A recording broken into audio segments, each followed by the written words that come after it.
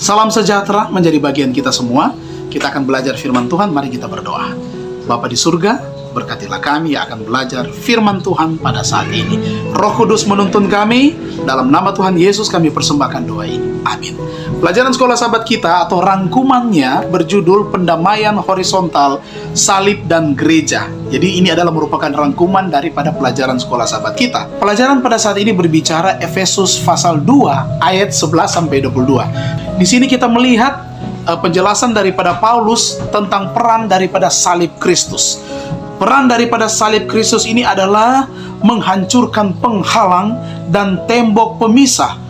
Baik hubungan katanya secara vertikal manusia dengan Tuhan, bahkan juga secara horizontal, yaitu untuk mendamaikan satu dengan yang lain, khususnya perdamaian antara orang Yahudi dan orang bukan Yahudi atau non-Yahudi. Kita lihat di dalam Efesus pasalnya yang kedua. Kita mulaikan Efesus 2 ayat 11 dan juga ayatnya yang ke-12.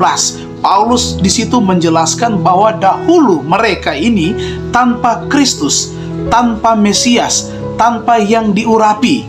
Nah, mereka ini kelihatannya tidak punya pengharapan, tanpa pengharapan dan tanpa Allah di dunia. Kalau kita baca dalam Efesus 2 ayat 11 dan ayatnya yang ke-12. Di masa lalu mereka orang-orang bukan Yahudi terjebak dalam perseteruan besar antara mereka dan juga sesama dengan yang lain. Orang Yahudi menyebut katanya orang yang bukan Yahudi adalah orang-orang yang tidak bersunat. Sementara sebaliknya, orang-orang yang bukan Yahudi menyebut orang Yahudi adalah orang-orang yang tidak bersunat. Tetapi katanya sekarang di dalam Kristus Yesus, kamu yang dahulu jauh, sekarang itu sudah menjadi dekat. Menjadi dekat dengan Kristus. Oleh apa? Oleh darah Kristus.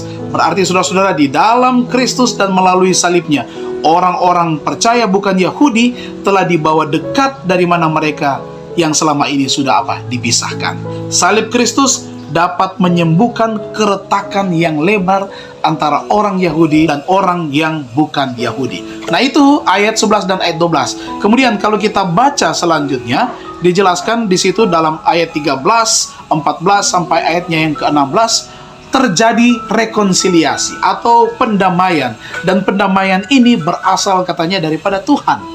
Berasal dari salib Kristus itu sendiri. Salib menghasilkan keuntungan yang besar, bukan hanya memanggil kembali orang yang bukan Yahudi untuk didekatkan dengan orang Yahudi, tetapi ternyata permusuhan itu disingkirkan. Salib Kristus menghilangkan apa yang namanya permusuhan. Kalau kita baca di dalam Efesus pasal 2 ayat 16, di mana tujuan Kristus adalah untuk memperdamaikan keduanya di dalam satu tubuh dengan Allah oleh salib.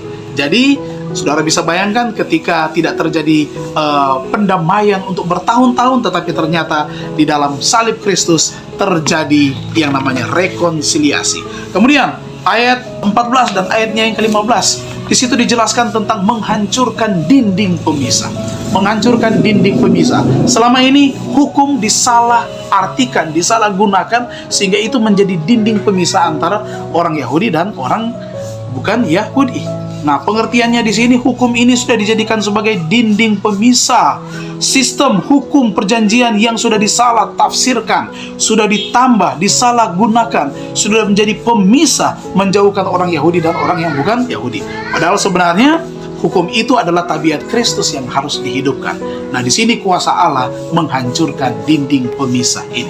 Kemudian kalau kita baca dalam Efesus 2 ayat 17 dan ayatnya yang ke-18, di mana Yesus senantiasa mengkhotbahkan, membicarakan yang namanya perdamaian. Yesus mau menciptakan manusia baru yang ditandai tentunya dengan rekonsiliasi dan perdamaian. Efesus 2 ayat 15 sampai ayatnya yang ke-17. Yesus berkata, "Damai sejahtera ku tinggalkan bagimu, damai sejahtera ku berikan kepadamu." Itulah perkataan Yesus. Yesus ajarkan tentang perdamaian. Dan Efesus 2, kalau kita baca keseluruhan ayat 11 sampai ayatnya yang ke-22, Paulus menggambarkan kita ini adalah bait Allah, bait kudus. Kita ini satu tubuh dengan Yesus. Kita ini adalah bait kudus.